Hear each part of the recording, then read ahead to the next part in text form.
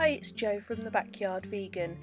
Today I'm going to be talking about edible flowers. This is something Dave and I are going to be growing on our new site and selling throughout the southeast and possibly online as well. So you can use them in salads as you see here. This is one of our salads. You don't need to put as many in, I just did this for effect. Or you can do lovely summer wraps.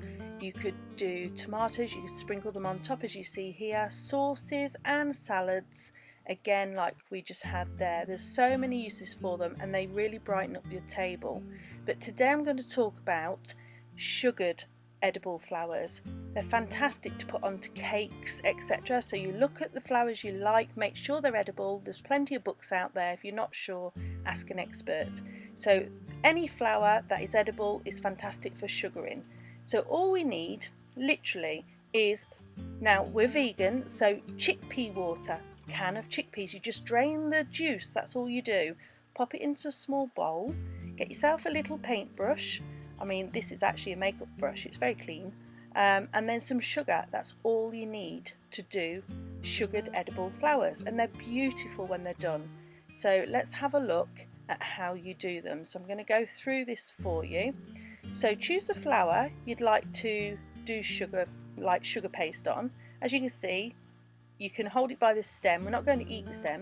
And just paint on the chickpea water lightly on the petals. Try and coat each petal as you go.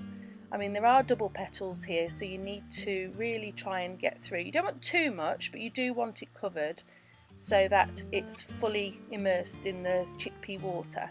Now this acts as egg. If you weren't vegan, you'd just put egg white on it. But we're going to use the chickpea water just purely because we're vegan. So there you go. So just stroke it onto the petals. Make sure it's all covered.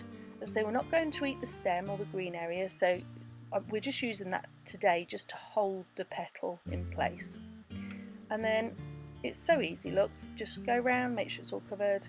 And then what we're going to do is sprinkle some sugar onto the wash that we've just put onto the petals. So just pick it up and sprinkle. You want a light dusting, you don't need too much, and try not to get too many clumps. It will clump a little bit, but don't worry about it because it doesn't really make that much difference. But just a light sprinkle and make sure every petal is coated. And what that'll do, it's quite sticky at the moment, so try not to touch the petal itself.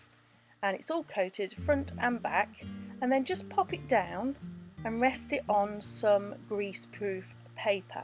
And you want to leave that for about 24 hours, just in a nice dry place. Don't put it in the fridge, just nice dry place. And then you could do all different types of flowers. As you see, I've got cornflower, I've got different herbs. There's so many edible flowers out there for you to work with, and they look absolutely stunning on all types of cakes. Now, when we finish drying, all we're going to do, as I can show you here, is just snip that end off because we don't want to be eating the green bits.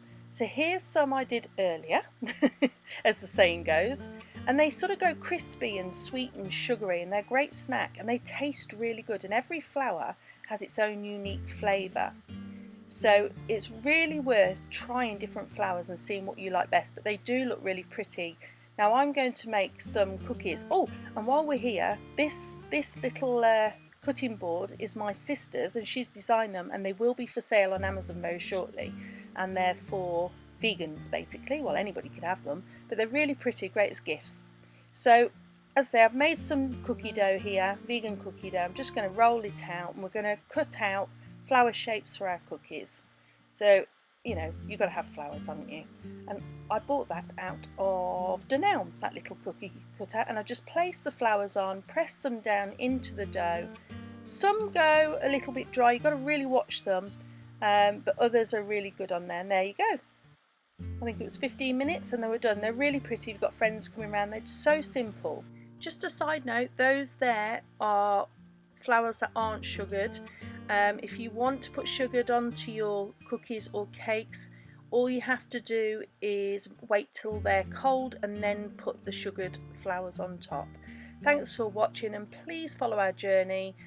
Give us a like, it helps with the algorithms of YouTube, and we hope to see you very soon.